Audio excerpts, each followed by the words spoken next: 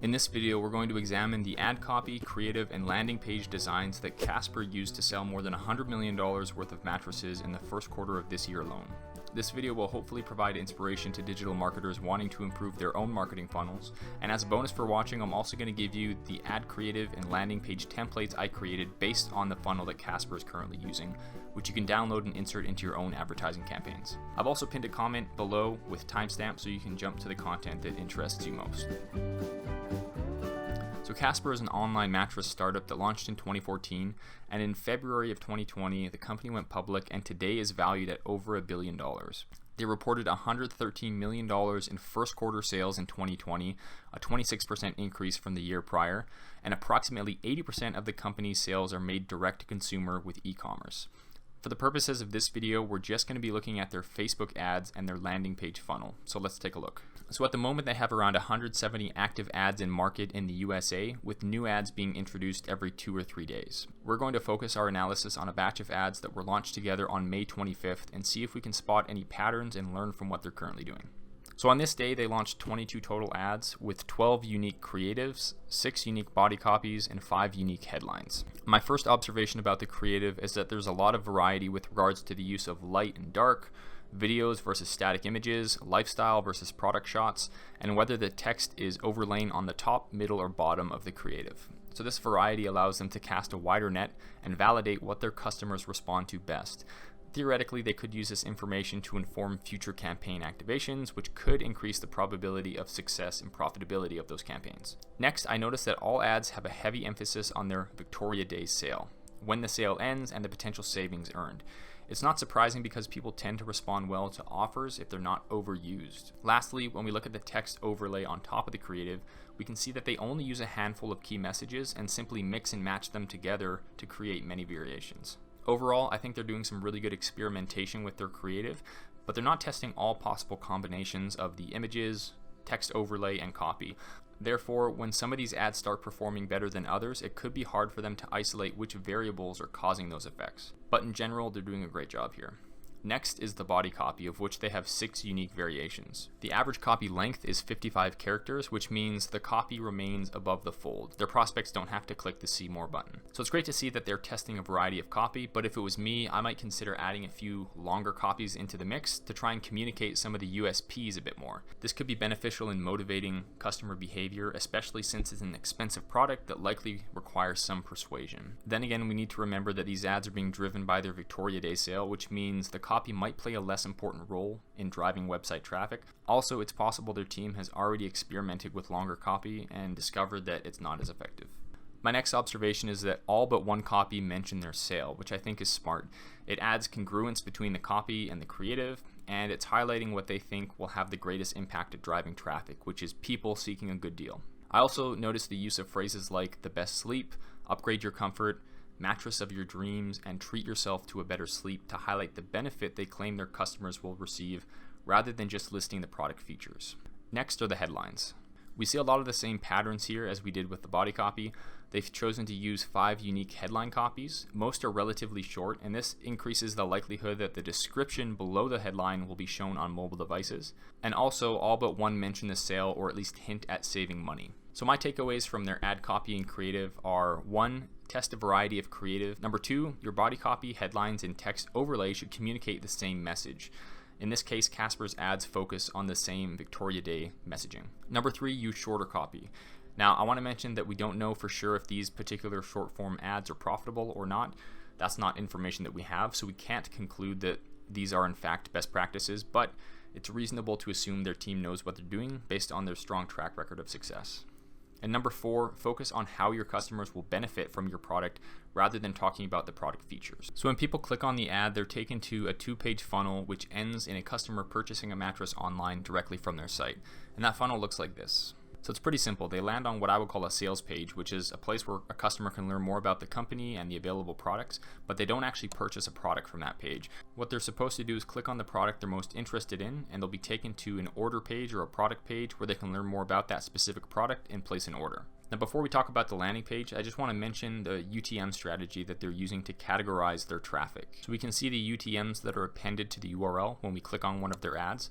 Their source UTM is Facebook, which makes sense. Their medium is PSM, which I assume stands for paid social media. It's also common to see paid or CPC for cost per click in the medium UTM. The campaign UTM in this case is Canada, and core prospecting, which I assume refers to a cold prospecting campaign. They're also using a term UTM of middle. Term UTMs are most often used in Google Ads to track the campaign keyword that sent the traffic to the site. I haven't seen term used a lot in Facebook campaigns in general, nor have I seen it used like this. So my best guess is that it could be used to signify that this is a middle of funnel ad. However, the term prospecting that's used in the campaign UTM would suggest that this is a top of funnel prospecting ad. So I think that's unlikely. Another guess is that it could indicate the audience targeting they're using in some way. And then they're also using a content UTM of static, which I assume refers to it being a static image ad instead of a video. Another thing worth noting is that these UTMs are passed along throughout their site when users click links. This is important to know because it helps Google Analytics more accurately track where conversions are coming from. By default, UTMs are not passed along from one page to the next, so this just increases the likelihood that conversions will not be attributed to your true source of traffic. Alright, so when analyzing a landing page, I'm trying to understand what sections, elements, and copy they're using. And we're going to look at their product page here. So the first section we see is a feature or announcement bar, and this is where they're communicating their policy on COVID, and then they're also communicating their Victoria Day sale. So right away, we're already seeing an emphasis on that sale, which is consistent with what we saw from their ads. The second section is a pre-navigation bar, which often includes information about the user's account, maybe the country they're based in, and sometimes a currency selector. The next section is a primary navigation bar, so this is where we see the logo, navigation links to other web pages on their site. We see a customer service phone number and a place to view their cart. So a phone number is a really good trust factor. If you're running an e-commerce business of your own, I know you can purchase 1-800 numbers for a small monthly fee, but this is really interesting because as we keep going here, you're going to continue seeing a strong emphasis on customer service, so keep that in mind. What's interesting about these first three sections is that they don't take up much real estate on the page, which means there's still a lot of above the fold real estate available. And the next section is a 2-column product section. So the first column in this section is a product video, which takes up about 60 to 65% of the screen width. The second column has a lot of info about the product itself. And the things here that stood out to me were, first of all, having the average customer rating right at the top with the total amount of reviews right next to it. This is really great social proof in my opinion. By this point, you're somewhat interested in the product. So now that you can see a lot of other people have purchased it and that they have left positive reviews, this is a really strong social proof indication. Similar to the ad copy, we see that the description starts by highlighting the benefits of using the products more than the features themselves. Shipping is always a touchy subject, especially since dropshipping businesses have become popularized and have created a lot of customer skepticism. So I really like that they're including an estimated shipping time, and they're also highlighting that they offer free shipping and returns. To me, this increases trust, and the more visibility and transparency that you can provide to your policies, especially as it relates to shipping, the better off you're going to be. They also include a couple upsell products right before the add to cart button, so you're seeing these before you're even opening up your cart.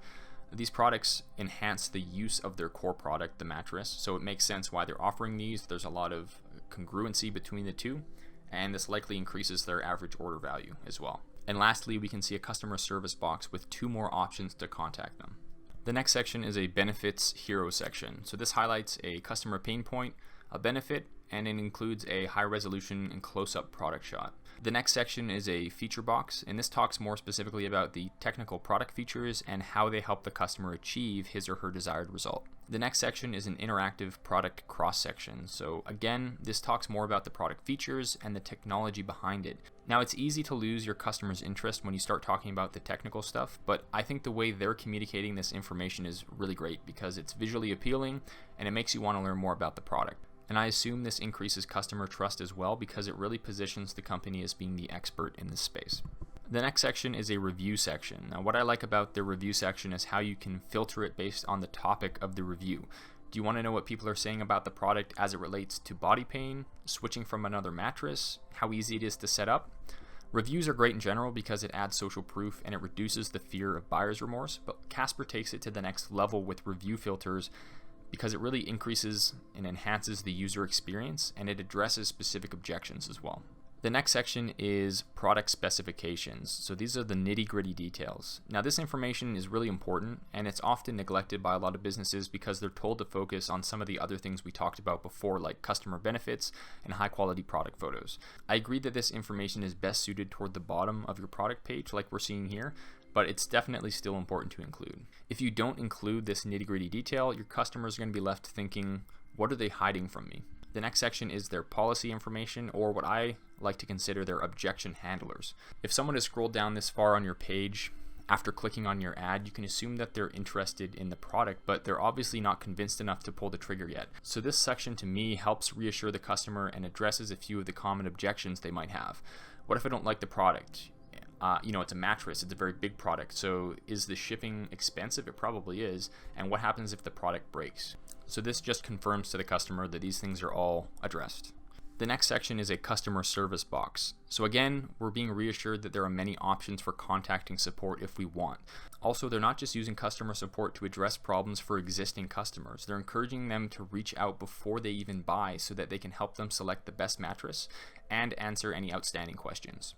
You don't see a lot of companies doing it like this, and even if you don't intend on reaching out to Casper, the fact that you have the option to increases trust.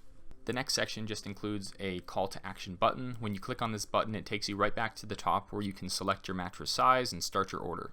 Now lastly, we have the footer section, which again is something that many businesses overlook, I think, but this is a really great place to enhance your user experience by first of all making it easy to navigate to the information that they want to see. Also, I think a large footer section like this adds trust because it makes it seem like a legitimate business and a legitimate website. But maybe that's just my opinion. You might not have as many links as they do here, especially if you're using a landing page instead of building out a full website, but I think it's still worth creating separate pages for some of these items, like your terms and conditions, your privacy policy, return policy, potentially for your reviews, or other options for contacting your business. So the key takeaways from their landing page for me are, number one, it should be consistent with your ads. And this means your messaging, your color scheme, and your style of imagery. You want to create a really consistent experience from start to finish. Number two, you want to emphasize your customer service options and encourage your customers to reach out before they even buy. Your customers might not reach out to you, but they'll likely trust your business more if you have these options available. Ultimately, the best way for you to grow your business is for your customers to be successful. So if your customer support team can help them achieve that before they even buy your product, don't discount how important that can be. Number three, have good product images and videos. Number four, emphasize your customer reviews and if possible, categorize them based on the objections they address. Number five, order your copy according to the following. Start with your customer benefits, then talk about and introduce your product features, then introduce the innovation and technology behind your product features, and then lastly talk about the nitty-gritty product specification and shipping policies. Number six, be very transparent about your shipping times and return policies. You want to try and alleviate as many fears or potential objections your customers might have, so give them every piece of information that you could offer. So that was my analysis of Casper, the billion-dollar online mattress company. Lastly, if you want to create a funnel exactly like this, I've actually created ads and a landing page template that you can download and edit yourself. Just click on the link in the description below to access those. Otherwise, I hope you gained some value from this video. I'll see you in the next one.